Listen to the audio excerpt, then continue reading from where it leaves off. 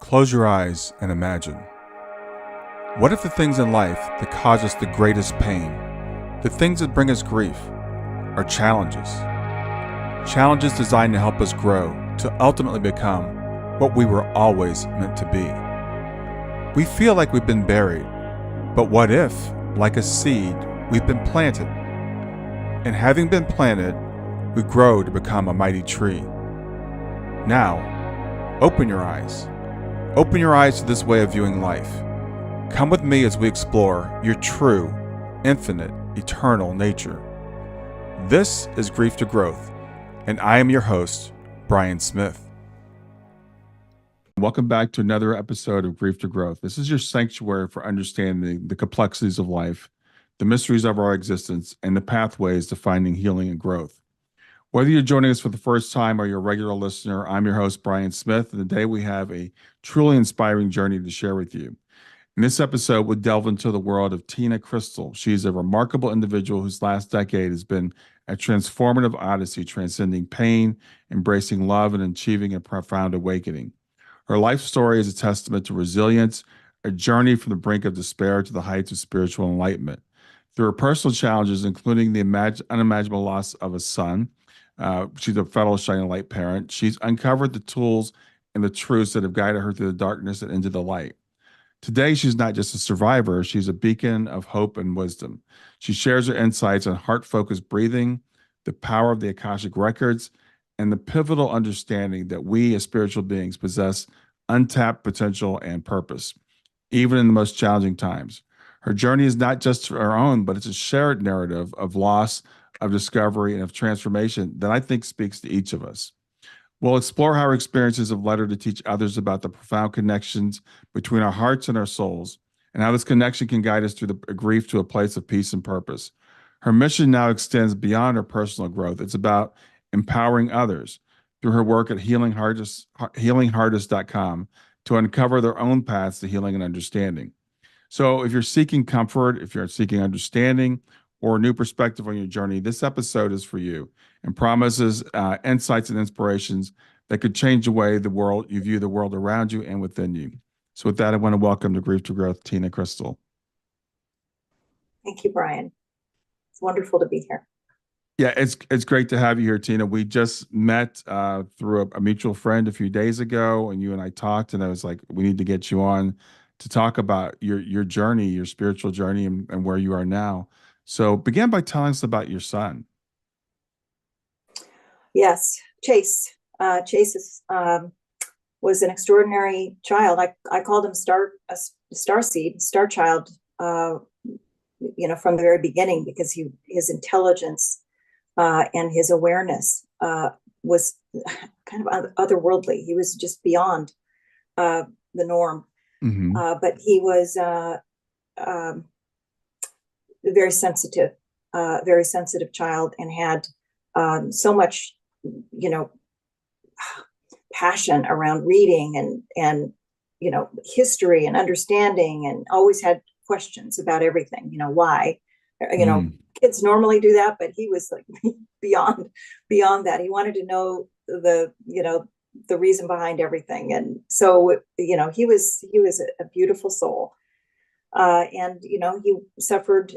I always felt that because he was, such a spiritual being, even, before I lost him, of course, that he really suffered in this world. The world was harsh for him, and it was tough, and he had a lot of anxiety. And, at some point he did turn to drugs as a release, and I lost him at 23 years old. Yeah, I'm so sorry for your loss. And when we talked the other day, we talked about these children that are coming in now, and you call them Starseed or Star Child, and I've heard indigo children and the stuff like that. They seem to have this heightened sensitivity, and like they're here on a mission, very curious, very intellectual, all that stuff. But the world is so harsh that I think it's difficult for them. It is.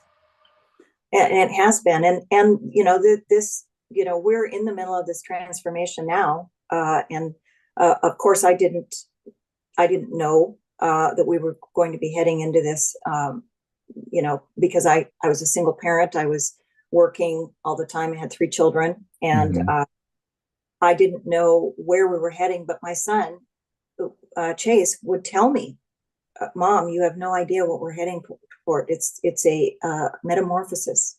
It's a transformation of humanity.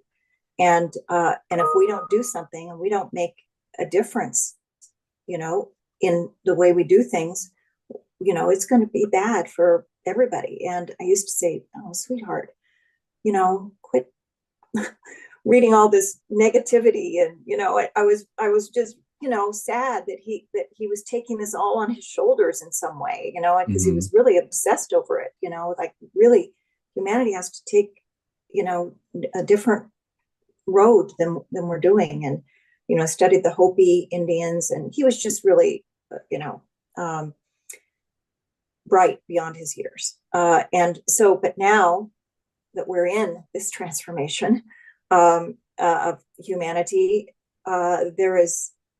it brings a whole different understanding of where he was coming from. And in a way, it makes me feel much worse about that. I sort of dismissed him. I dismissed his concerns. I could have done that better. But I also know that I'm doing what I'm supposed to be doing, and that he was part of the reason I was supposed to wake up too. Yeah. He had a role, and it was a big role, but it was short. It was a short stint, if you will. And but he did it well. He did what he came to do, and he continued to speak to me about it even after he left. Yeah, well, a short time here. I think we all come in for a period of time, which is all short in the eyes of spirit, I guess. But for us from a human perspective, we judge. Like my daughter was 15 when she passed away, so we would say that's a short time. But Chase is still doing work from where he is now. Yes, he is. Yes, he is. And what he does is, right away he was speaking to me. He came to me in dreams, actually as a young child, so real that I woke up feeling confused, like he was just here, like literally just there. It was bizarre at the time, but it only continued on from there. And I'd always been a spiritual person, so it didn't surprise me from the perspective that he was there. And he and I really connected on the spiritual side of things, even though I didn't, I thought he was a bit of a conspiracy theorist. And, now I realize he's a conspiracy realist is what he was. But our connection spiritually was really strong. So it didn't surprise me. But it was, what did surprise me is how real it was, how, I didn't feel like it was a dream, even though it was a dream.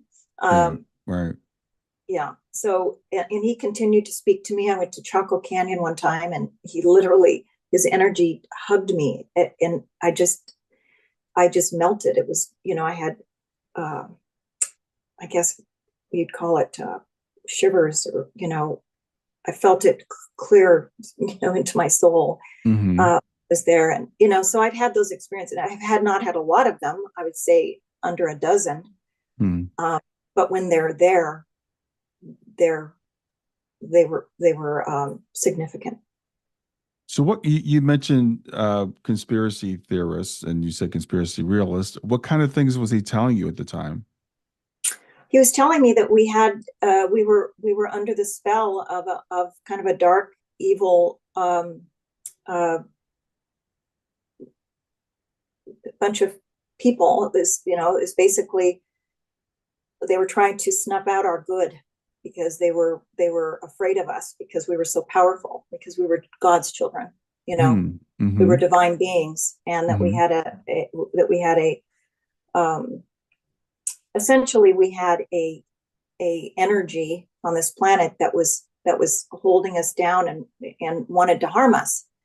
And at the time, I really didn't believe in, the devil, and it was kind of more, like, oh, everything's just fine, I mean, that's just how I was. Mm-hmm. And it felt heavy and a little scary when he would talk about it. So Sure. I'd say, honey, don't go down those don't go down those roads. And I just kept trying to, get him to stop, because I felt like his energy was getting heavier the more he knew, and the more he would give me information that was kind of specific about what would come. That we would have these wars that were not real wars, and that they were being manufactured, if you will. Mm-hmm. He would tell me a lot of different things, and he got to a point where he stopped telling me things because he knew what the reaction would be, and that's the saddest part for me. So, but now, since he left, kind of in his honor, I started diving in a little bit deeper and kind of trying to understand, what the world, and certainly I dove way deep into the spiritual side, Mm-hmm. which is why I'm what I'm doing now. But in that discovery, you find out that there's a lot more. It's not just about the spiritual side. It does take in what we're actually experiencing in this lifetime. And then, and fairly soon after he left, we started experiencing these strange anomalies, the pandemic and that kind of stuff. Mm-hmm. So, yeah. So ever since then, I've realized, and I still tell him, I don't hear him as much now. Mm-hmm. I think it's maybe because he knows I know. I don't know exactly, or, he did his job. I think he's thinking, well, I did my work. And there was even a time when I had that first realistic dream about him where I said, how are you? And he said, Mom, I'm fantastic. I don't have any feelings like I need to have something else outside of me, make me feel better, and I think he was talking about the addiction. But he said, I'm learning. I'm going to all these classes and I'm learning about, real music on the planet. Our planet wasn't real. It wasn't real. Mm-hmm. And I just said, well, what do you mean? He said, well, I'm telling you that there's so much more to everything than what we experienced there. And you don't die, and you never die. And anyway, it was a profound experience for me at that point, and changed my life. And I had a business at the time that I ran. And within a year, I started right away working on slowing down the business, selling it, or just getting out of it. Mm-hmm. And I did within a year. I kind of ran away from my life. And I just dove into my spiritual work and healing, and natural healing, organic healing. And Now, I know you paint, and the for people that are watching us on YouTube, they can see the background behind you is one of your creations. So, how did the painting start? Well, that is one of the most interesting and cool stories, if there is such a thing about all of this, is that 3 months before I lost Chase, I had this overwhelming feeling that I wanted to start painting, and I had zero artistic ability. I didn't know why I felt that way. I just felt like I really want to do it. So I started drawing first because I was afraid. I was actually afraid to take the paintbrush, put it in the paint and put it on a white canvas, because I just had no confidence in what I could do.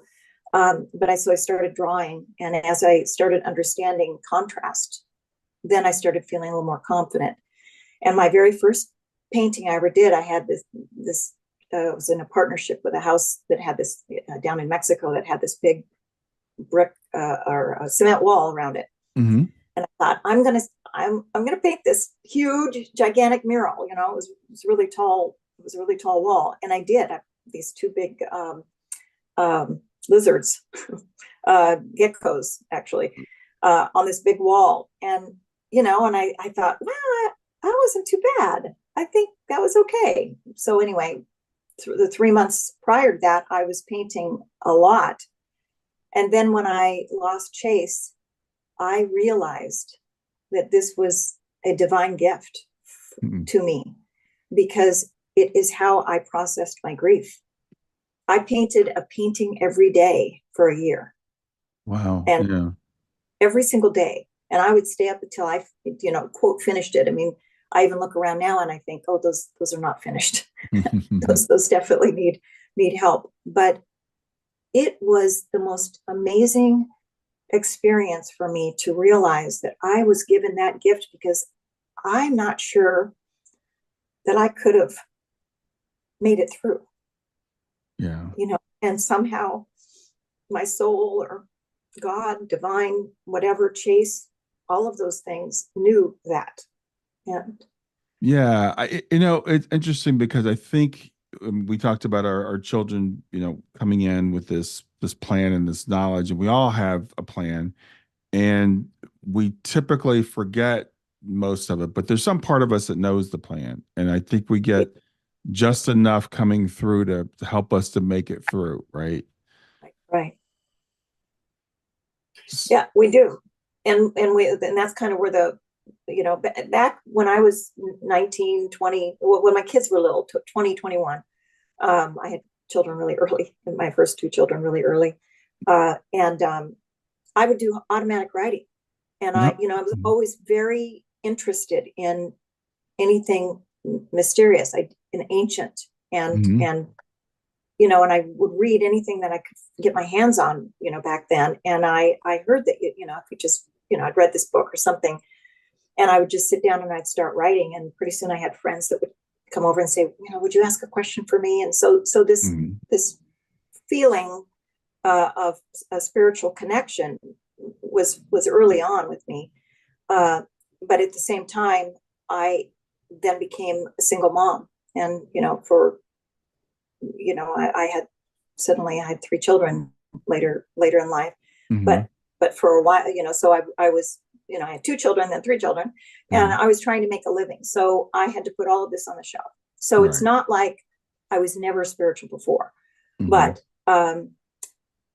from the perspective of becoming, diving in deeper, and having a more,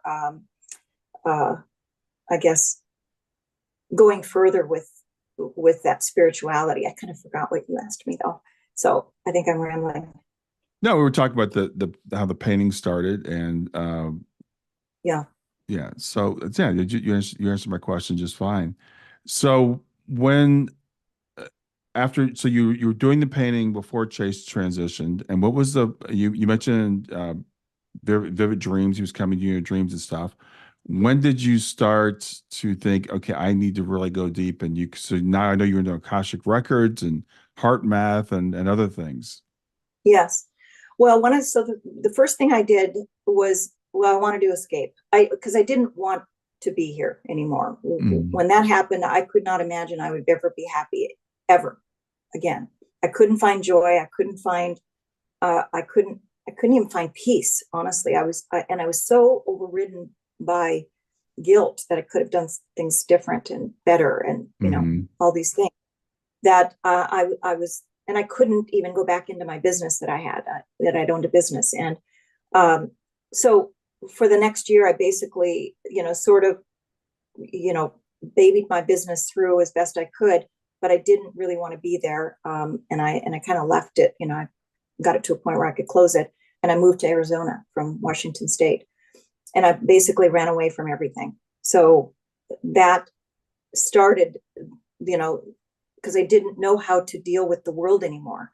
I didn't know how, because everything seemed so surface oriented. People didn't understand that life is so much different than we were pretending it to be. We thought it was about, making a living, and, you know, eating good food and going shopping or whatever, mm, traveling, whatever it was. And I couldn't be there anymore. So I had to leave that, even though by that time I had a couple of grandchildren already. And, but I still couldn't handle that life as usual, if that makes mm. sense. Yeah. So I moved to Arizona, and I sold my house, and, gave up my business, and I had enough money where I could just dive into my own heart, and go inside of myself. And in that, I found Heart Math, which is a company that nonprofit organization that teaches you basically how to be more resilient in life, right? And so I became certified. And even going through the training, I thought, because part of the resilience comes from being able to imagine and feel high vibration emotions, which is love and peace and joy, and compassion, those kinds of feelings. And I could not even go there because I was in grief and anxiety and even somewhat anger towards myself and depression and the low vibration. And so I learned, and I also read I read a lot of books, but I read an amazing book called Power versus Force. And that helped me understand the difference between high vibrations and low vibrations. And so I was learning at a really fast pace that I could not sustain life well if I stayed in this state of grief, basically, and sadness. So when I became certified, that's when I worked through and found that, finally found that I could remember and could bring myself back into my heart and bring myself back into my joy. It wasn't joy right away. It was peace. It started with peace. Right. That I could be peaceful with not having my son anymore. And I could bring peace to that. So I started just, reading every book I could find on, I was interested in organic healing and tuning forks. And somehow I was so focused that I thought healing had to do with color and sound and vibration. And I couldn't get off that feeling that was the truth. And so I bought every book I could to try to understand it. And then, went back to my Akasha, or to my automatic writing, and then came across Akashic Records, which I'd never even heard of before. And it just stuck with me. I was immediately able to connect, and it almost felt like home. I don't know how to explain it, but it felt right. And I felt like this is what I'm supposed to be doing, but I need to do it with the heart because I want to help people with this heart-based living. And there was a point where I wanted to do something, like, kind of like what you're doing. I wanted to help parents, but I didn't know how. I didn't know how to do that, who had lost, their child, because I felt like I'd been through such a deep place, and finding my way out felt like I needed to share that. So now I can do that with you. So, bringing that all into a beautiful place that I have not been able to do before now, other than with my work with the Akashic Records and Heart Math. Yeah, well, I appreciate you sharing that. And I think it's really important. Remind us again, how long ago has it been since Chase passed? It was 2014. So this year, August this year, it'll be 10 years. Yeah. So you're coming up on 10 years. I'm coming up on 9 years. And that feeling that you have when, as you said, I'm never going to feel joy again. I can't even feel peace. That feeling that there's just something wrong with the world and it'll never be right. And you look around and you wonder why everybody else doesn't see everything that's wrong. So your story gives people hope. And I want to say to people that are listening that are early, because I have a lot of parents who listen that are early on their journey, they might think, well, I can never get to where she is. But I want people to know that that's not where we start when our children cross over. We don't start there. It starts with just that spark of hope that maybe I can get there one day. Yes. And I believe it's a soul journey. I also believe that he told me this on one of those occasions where he visited me, that he was supposed to leave at an earlier age, and he told me it was supposed to be 14.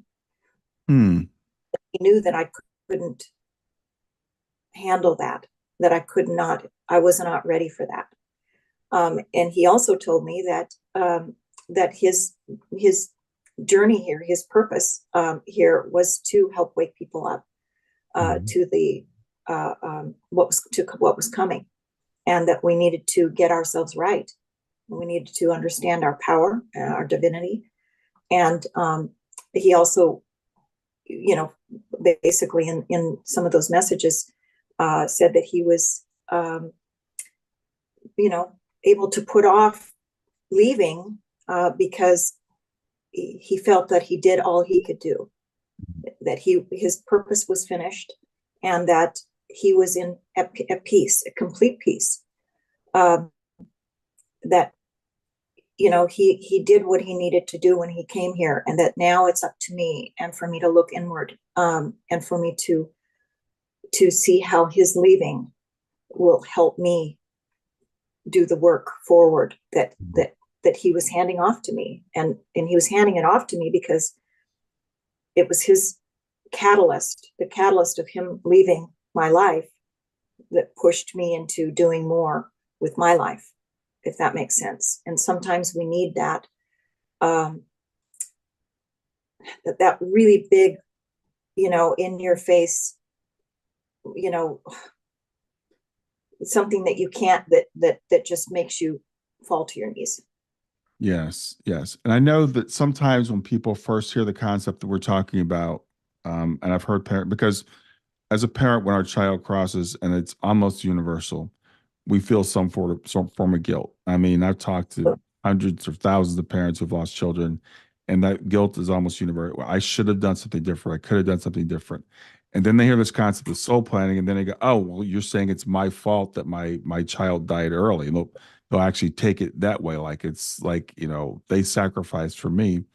But it's a mutual thing. It's a soul plan, and it's based upon the fact that we know that our children didn't die. Their lives weren't cut short. Their lives continue, and they continue to work with us from where they are. So for someone hearing this and going, "Well, then it's my fault that my daughter died at 12 or whatever."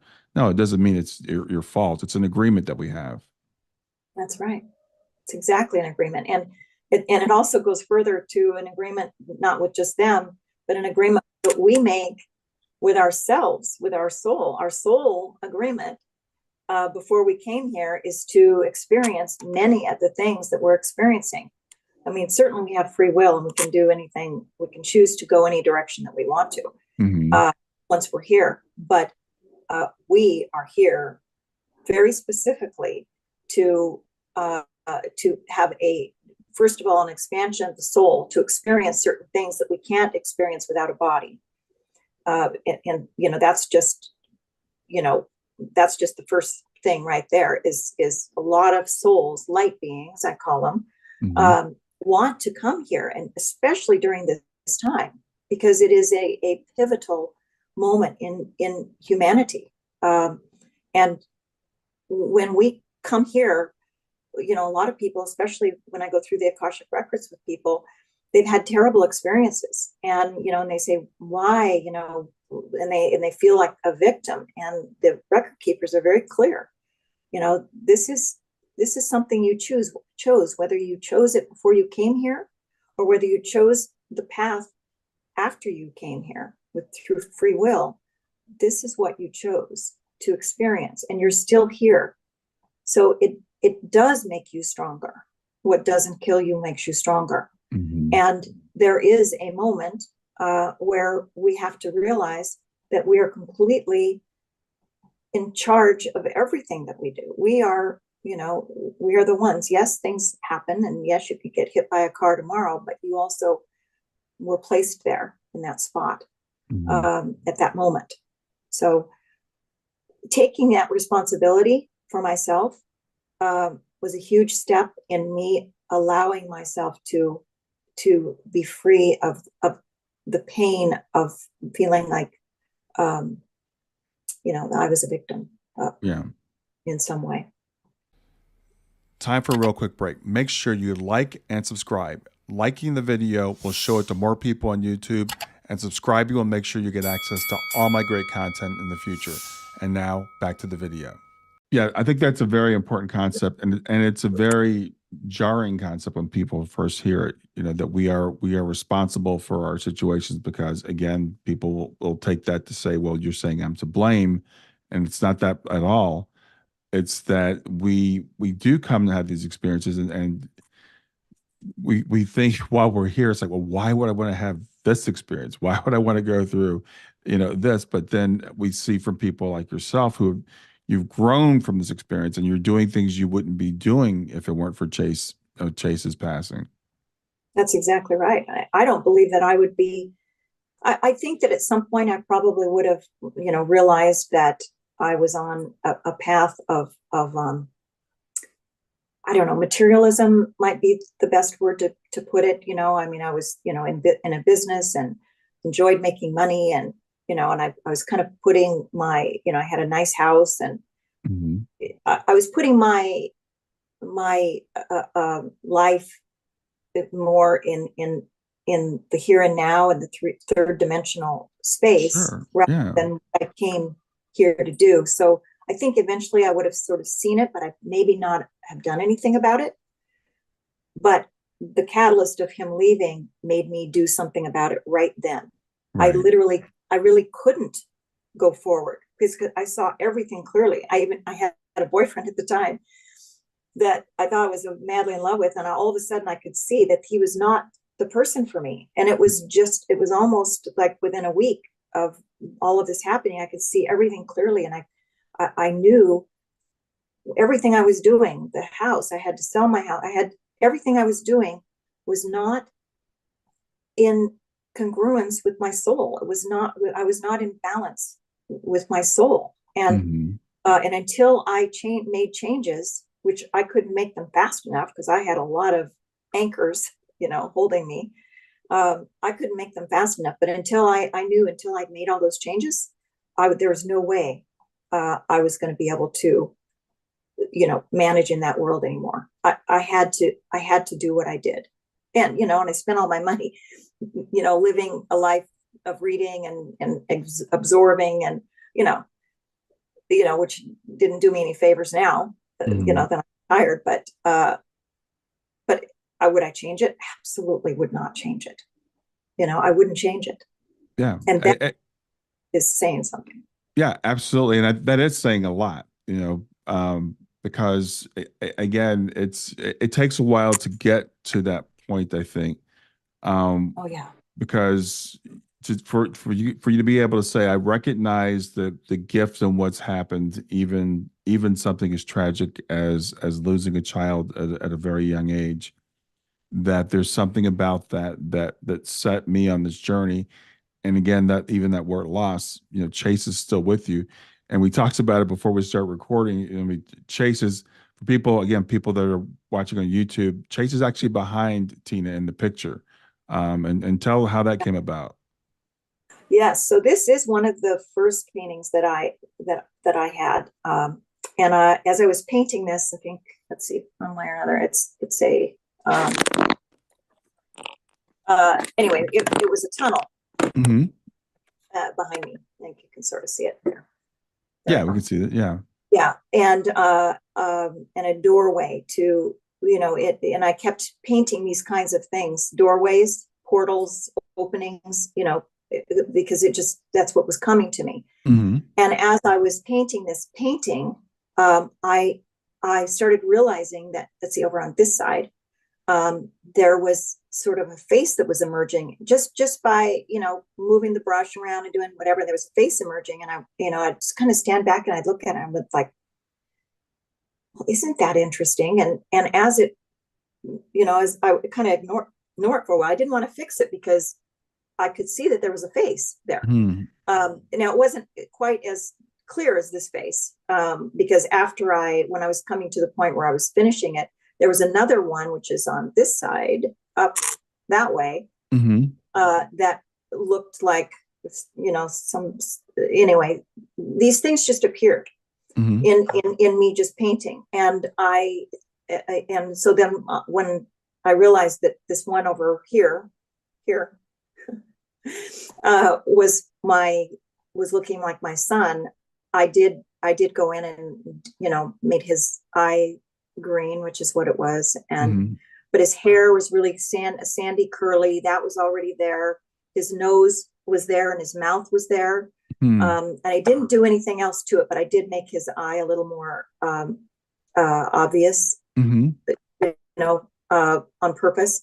But otherwise, it just sort of appeared. And this is another one of those things where, because he was my biggest fan when I was the 3 months before, before his passing, his transformation, I'm just going to say, Hmm. um, he said, Mom, you really have something here. I think you could be good. And I'd say, oh no, I'm just playing. This is, I'm just kind of learning. He's, no, this is, you need to pay attention to this. He was like the only one that was really encouraging me. Whereas, you know, some of my other, family members would just sort of look at stuff and they'd laugh. Go, Hmm. oh, that was funny. Um, you know, because I was trying, but no, he was my biggest fan. And so I felt like this was his moment. He came in and he said, and I see this, let's see, this, wow, painting that one, Hmm. as it's not going to be a fun journey. This is Hmm. not going to be fun. Like this, there's the scary things that are going to come, but you're going to Hmm. get through it because look at those other doors behind you. I saw this when I finished this. I thought it was my most profound painting because Hmm. of those things I just said. There's that door at the end that leads to this beautiful, mysterious, possibly wonderful place. But you got to go through some stuff first, which is what Yeah. I think's going on with humanity. And I was going through that on a microcosmic scale, and I think humanity is going through this, on a large scale.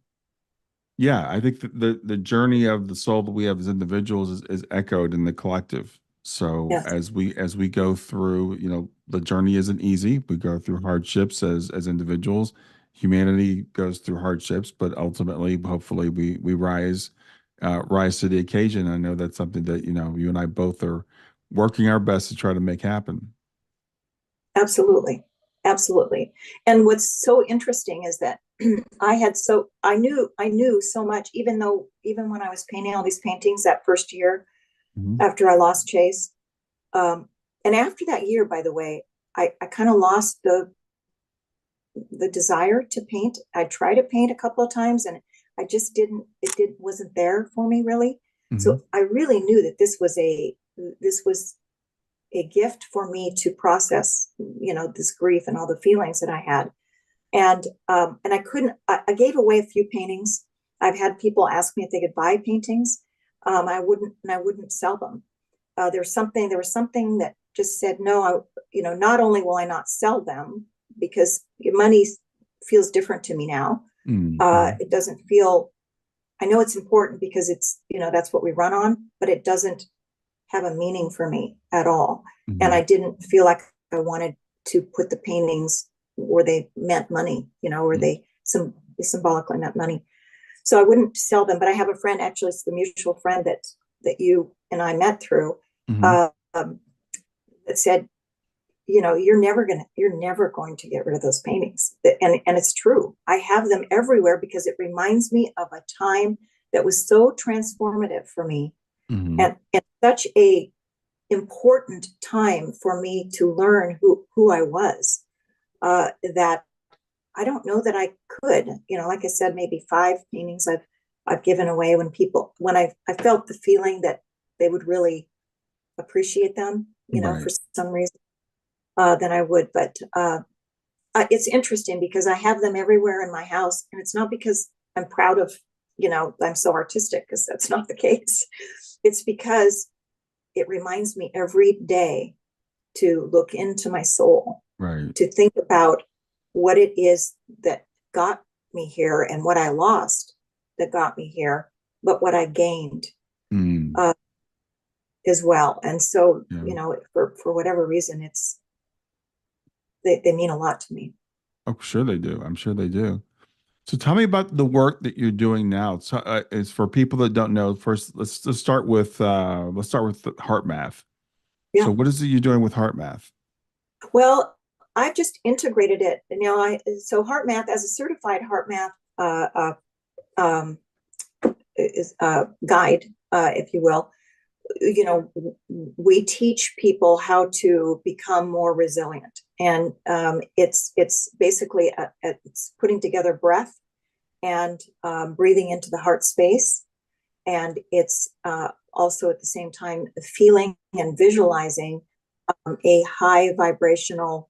There's a lot more to it than this. This is the simplified form, Sure. but a high vibrational emotion, because then that helps our autonomic nervous system all feel that everything is okay, everything's good, right? Because we have a tendency to breathe shallow. We're all just inherently stressed out, kind of by design, if we really go deep into it. But everybody's inherently stressed out, trying to make it in this world whatever way they can. Mm-hmm. So we breathe shallow. Our body's always in stress mode. So this is just a quick, it's not like you have to sit down and go into meditation, which I've done too. It's harder for me to meditate because I'm a mover. It's hard for me to sit for that long. Mm-hmm. Even doing the Akashic records, I have to sit, for quite a long time. But anyway, this, I found that in 3 to 5 minutes, you can sort of re-energize, charge your batteries, if you will, within a 3 to 5 minute time frame. And when you learn to do this, and do it a few times, you can do this with your eyes open, which means you can do this when you're driving. It's basically, breathing in, 5 seconds in to your heart space, 5 seconds out, and then and there's a couple of steps after that, which is bringing in this vision, this idea, this feeling of a good, positive time in your life, or something that makes you happy. Being on a hammock on the beach or whatever makes you feel a high frequency emotion. And then the breath and I've sort of changed it. So I'm not officially a heart math representative at this point, because I choose to teach this for free. I choose to incorporate it into the Akashic Records teachings or sessions that I do, because I think everyone needs to know how to do this, because we're helping relax our bodies. We're helping go find our peaceful place in our soul, which I believe helps us allow the messages coming in from our ancestors, from our those we've lost, from our guides, our angels, and more. Because you have to find that peaceful place in order to do it. And you can literally find wisdom in that 3 minutes when you're about to go into a meeting, or you're about to make a big decision, or whatever it is, or just you're about to do something that's going to feel stressful. You can go into this place, and it is literally one of the few things that helped me, pull myself out of this feeling of that I was never going to get out of, Right, of this low grief feeling. And it helped me tremendously. But now it helps me as long as I remember to do this, but it brings a sense of balance into your life, and resilience. So you can bounce back quickly when things do happen. You find this place, and you find it in your heart, and you trust and you believe that you're strong. That's part of it for me, right? I have to trust and believe that I am not weak, and that I am not a rag doll, and I can't be pushed around, and I'm not a victim. So for me, that's my choice of how I bring this heart math. I call it the heart focused breathing, and once a month I do a free session where we do it together. Anybody that wants to join, I'm on Zoom, and I do it, and then I have a PDF that tells you how to do it that people can download. So I want everybody to know this. And people can find that at your website? Yes. Okay. healingheart.com. All right. And then tell me about the Akashic Records. Now, I think a lot of us have heard of the Akashic Records, but there's a lot of confusion as to what they are and how they benefit us. So tell me about that. Well, the Akashic Records it's referenced many times in the Bible. Edgar Casey. Edgar Casey, yeah. Case. That's where he went when he did all of his sessions for healing, and he was in the Akashic Records. That's well known. The Akashic Records, from my perspective, and there's different you can get. I have several books, and they don't all agree on what it is, but I believe that it is a realm, that is a library of all souls on, in the universe, and all lives that those souls have experienced, and even to the point where a city or a you can go beyond souls, but I focus on the souls, where you can see all the major events of any life, but it's guarded. It's a library, but it's guarded. So I could not go in and see someone's Akashic Records unless I have been given permission, and that's part of the process of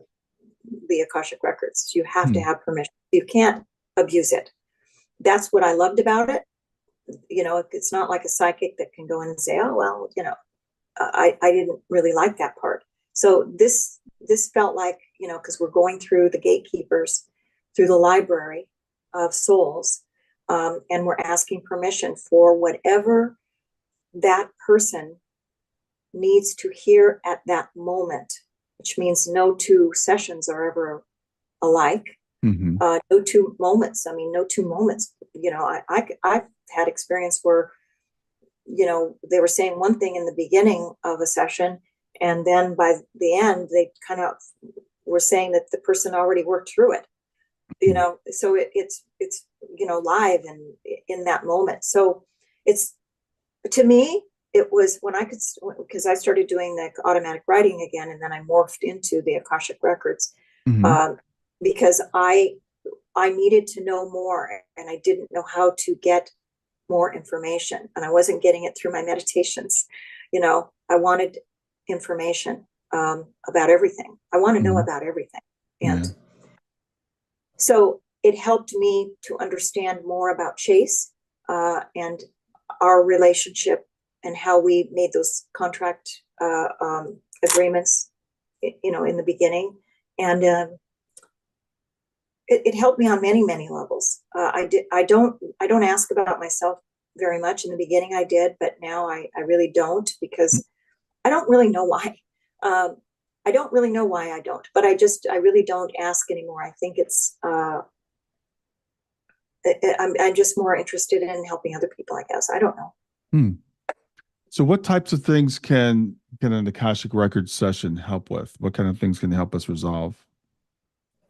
It can be anything from, so this weekend I have a session with a lady that wants to clear some energy, which I call DNA memory, about why she's afraid of heights and afraid of water. So that's one example.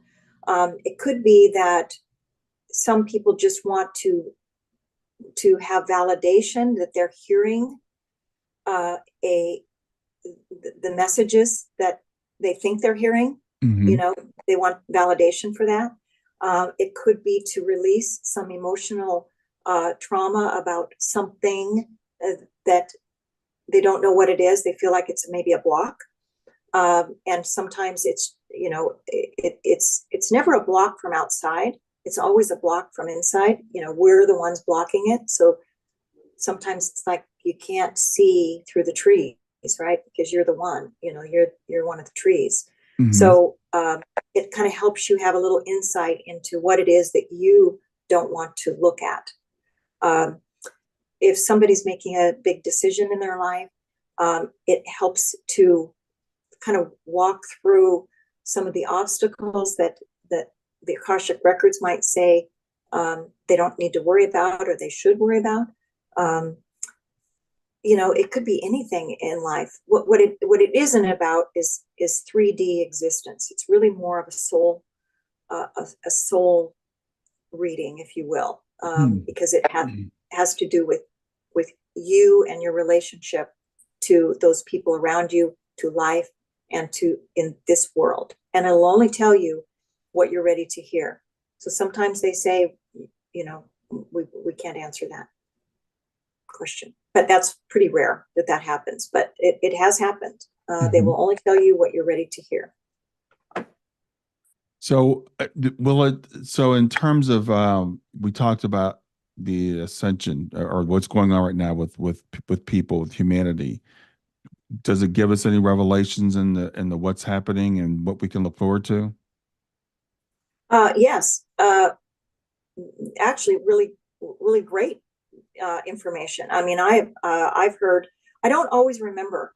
In fact, I rarely remember. I should say that I rarely remember specifics, but I do remember trends. And trends. The trends are that we are moving into this fifth dimensional energy, and they do talk about it in those terms. You know, we're moving out of the third dimension. We're moving through the fourth, and the fourth dimension is going to be very volatile, very uncomfortable, very much for some a near-death experience kind of thing. You know, where it's going to be a very bumpy ride through the fourth dimension. And that's true for our own because we are moving from the third dimension. We as a soul, each and every soul, moving from a third dimension through the fourth into the fifth. So we're, as we talked about before, from a microcosm, we're going through the same thing, and then we are, as you said, all going through it at the same time. When we get to the fifth dimension, and not everyone will make it there, because you do have to be able to feel and see the higher vibrational energy. You have to be able to live in that higher vibration, which is, not fear, not anxiety, not anger. Those lower vibrations cannot survive. They love the third and the fourth dimension, but they cannot survive the fifth. So it's a matter of us working through and becoming these higher level, experiencing this higher level vibration, which is love, compassion, peace, joy, where we're helping each other. They've shown us, my different clients, where the client is doing something completely different than they were doing, but everything they're doing now is what led them to do this work, because we're going to be doing things for each other, with each other. It's going to be a beautiful, I have seen the pictures, because I see in my Akashic records, I mostly see pictures, but I also get words.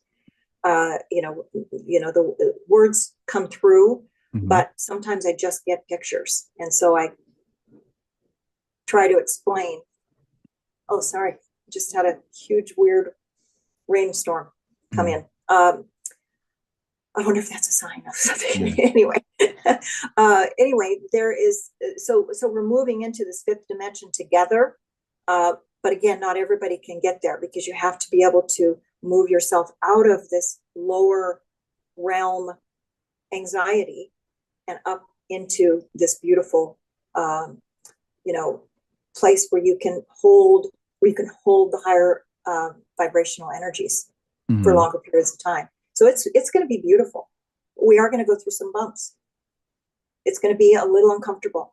Yeah, well, I think we can all see the discomfort now. And I keep hearing this, and people will say, "Well, it doesn't look like we're getting any better. We still have, all these things that are going on." But I think that's the bumpiness you're talking about, and that's kind of the separation, because there's some people that want to hold on to where we are, and then there's other people pulling the other way. So there's this tension that's happening.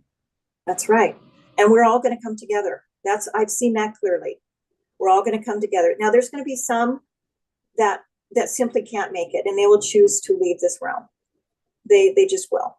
They'll choose, either they'll choose or it'll be chosen for them to leave this realm. But generally speaking, we are moving into this beautiful place that is, but it is going to get a little worse before it gets better. It's going to be a little more chaos. And but but we have to trust and have faith. That's where we're heading, because that's what we get out of all of this is when we are focused on the divine connection, and that this is all part of why we're here. There's not anyone here at this moment that wasn't supposed to have a part in all of this. I mean, you specifically, very much so, Right. in Right. what you're doing. And you would not be doing this without having lost your beautiful daughter. I think So it's that's the gift. yeah. I love what you said there. I think it's really important because we can feel like we can get so beat down by life, like this is a punishment, or at best this is random. And but we have to understand this is a special time, and we all are here for a special reason. That changes your mindset about everything. It does. It really, really does. Because that's why some people think, how could she possibly see that losing her son was a gift? Well, it wasn't about losing my son. The gift was that this was the plan, and that this was, and I didn't lose him. Right. He's not physically standing with me here, but he has been doing everything that he can to help humanity from where he is. And I believe that he thought he could do better there than here. Mm-hmm. He did the best he could do from here, and then it was time to go. I believe that he was many of our children, our Starseed children, were from higher realms, right, higher dimensions, and that they came down dimensions in order to be here, which is why it was so difficult for them to manage well, because they just came from these beautiful places, right? And now they're stuck in this place. Yeah, yeah, not yeah. so cool, right? Right.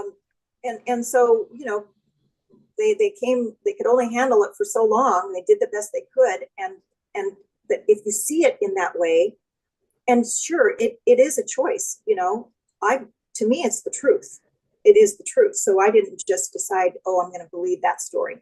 That's not what happened to me, because I like facts, and even though I was always spiritual, I have faith to a point, but I have to have something that gives me the feeling that faith is not just Pollyanna-ish, right? Right. So it's taken me some time to get there, and now I am certain that all of this is a divine plan. We are in the middle of a divine plan, and we have to go through some bumps, but we have to more so believe that where we're going is worth it all.